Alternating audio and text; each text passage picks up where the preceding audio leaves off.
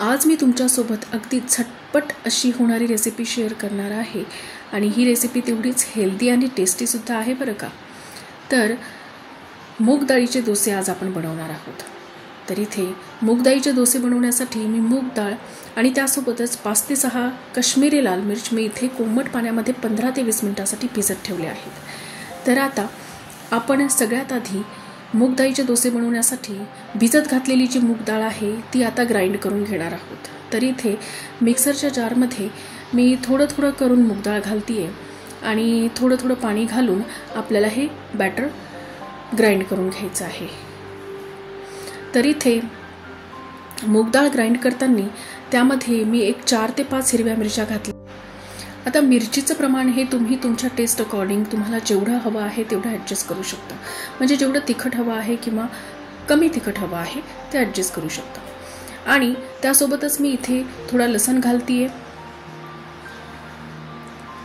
आणि एक इंच अद्रकीचा तुकडा सुद्धा मी यामध्ये घातलेला आहे।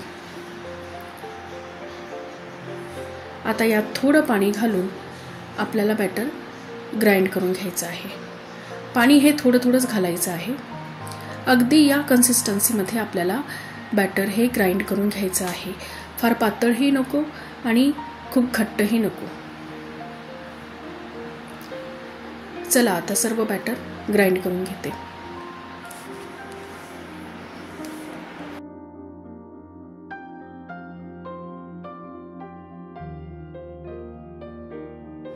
आता यामध्ये चवीनुसार मीठ घालून घेऊ आणि थोडीशी हळद आपण यामध्ये घालणार आहोत छान असा रंग येण्यासाठी। तर इथे मी साधारण अर्धा चमचा हळद घातलेली आहे। आता हे सर्व आपल्याला अगदी व्यवस्थितपणे मिक्स करून घ्यायचं आहे। म्हणजे सर्व गोष्टी अगदी एकजीव झाल्या पाहिजे तोपर्यंत आपल्याला हे मिक्स करून घ्यायचं आहे।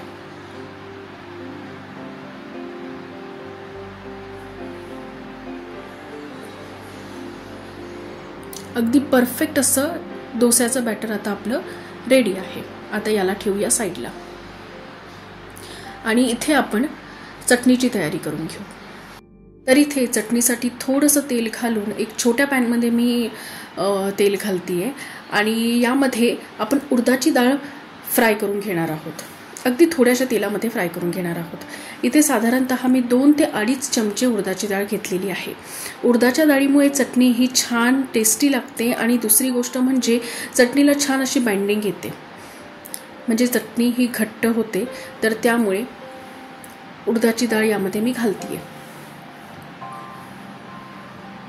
डाळ ही मस्त अशी फ्राय झालेली आहे। आता इकडे मी काश्मीरी लाल मिर्च साधारणतः 5 ते 6 काश्मीरी लाल मिर्च मी इथे कोमट पाण्यामध्ये 15 ते 20 मिनिटांसाठी भिजत ठेवल्या होत्या। आता हे सर्व आपण ग्राइंड करून घेणार आहोत। तर मिक्सरच्या जारमध्ये मी भिजवलेली मिरची घातलेली आहे आणि थोडा लसूण आणि अर्धा इंच अद्रकीचा तुकडाही घातलेला आहे। चवीनुसार मीठ आणि ही जी डाळ आपण फ्राय करून ठेवलेली आहे ती यात घालणार आहोत आणि हे सर्व आपण छान असं ग्राइंड करून घेणार आहोत। यामध्ये थोडंसं पाणी घालून आपल्याला चटणी ही ग्राइंड करून घ्यायची आहे। तर बघा किती छान असा कलर चटणीला आलेला आहे। तुम्हाला हा प्रश्न पडला असेल की ही चटणी केवढी तिखट झाली असेल, पण यात आपण काश्मीरी लाल मिर्च घातली आहे, ती जास्त तिखट नसते पण रंग हा खूप छान येतो। तर तोंडाला पाणी सुटेल अशी ही चटणी आहे। आता ही चटणी आपण अशी सुद्धा खाऊ शकतो, पण याला जर आपण थोडासा तडका देतोय तर चटणी ही अजून फ्लेवर जास्ती छान येतो चटणीला। तर त्यामुळे आपण काय करणार आहे ना, पॅनमध्ये थोडंसं तेल घालून यात मी थोडा हिंग घालतीये आणि 1 चमचा जिरं, 1 चमचा मोहरी चांगली कडकडू द्यायची आणि त्यामध्ये थोडासा कढीपत्ता घालून हा तडका आपण चटणीमध्ये सोडणार आहोत। तडका दिल्याने चटणीचा फ्लेवर अजून जास्त इन्हॅन्स होतो, त्यामुळे तडका हा नक्की द्यायचा। तर बघा आपली चटणी एकदम रेडी आहे।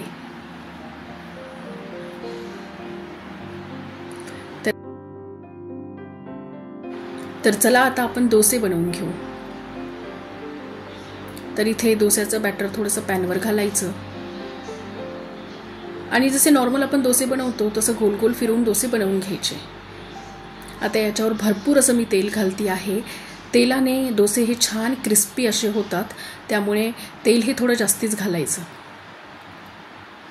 आता छान एक साइड आपल्याला याला भाजून घ्यायची आहे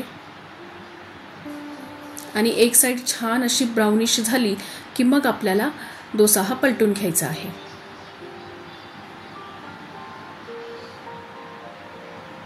किती सुंदर असा कलर दिसतोय डोस्याचा।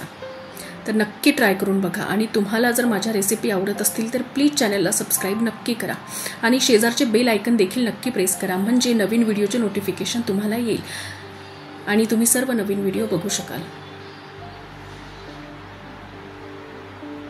चला आता बाकीचे डोसे पण बनवून घेऊ।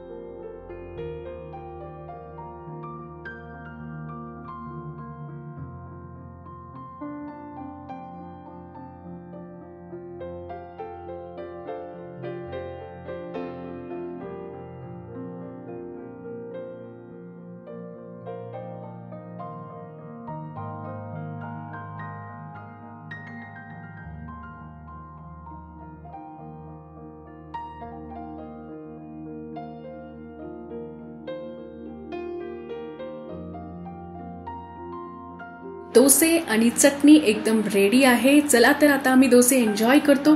तुम्ही पण नक्की ही रेसिपी ट्राय करून बघा आणि रेसिपीचा आस्वाद घ्या आणि व्हिडिओ जर आवडला असेल तर प्लीज चॅनलला सबस्क्राइब नक्की करा। Thank you for watching.